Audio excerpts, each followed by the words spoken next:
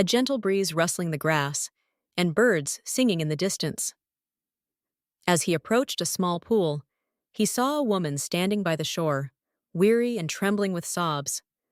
Her weeping wasn't loud, but anyone who heard it could sense the deep sorrow in her heart. Jesus stopped. His eyes were filled with tenderness. He turned to his disciples and said, "Go and ask her why she is weeping in this deserted place." One of the disciples approached and gently inquired.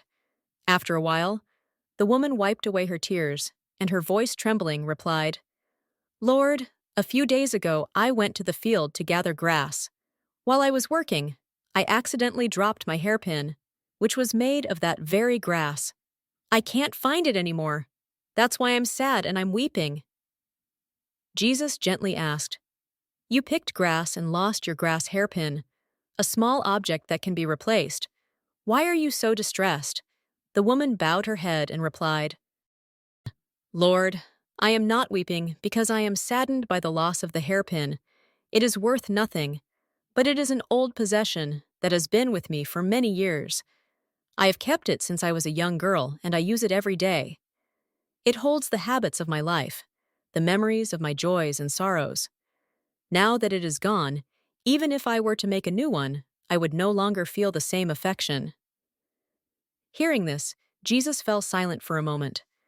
The wind blew across the field, carrying with it an indescribable stillness. He turned to his disciples and gently taught, "Remember this: when something becomes an integral part of one's life and one cherishes it, then when it is lost, even if one receives something identical or better, it is difficult to replace it.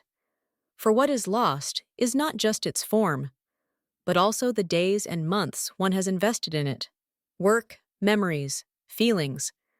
A part of the soul of the person who kept it is contained within that old object." He continued, "A person's first emotion is always the deepest and most enduring. New things often only remind people of the old. Joy after sometimes brings back past sorrow.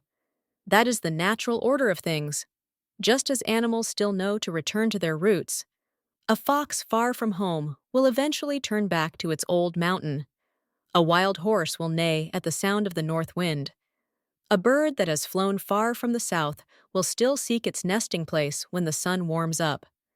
Moreover, who among us can forget our homeland, the place that nurtured our childhood, or forget the small things that were once intertwined with our daily lives? When we regret losing an old object, we are actually regretting a part of our own lives that has passed. The object may be small, but the sentiment it holds is great.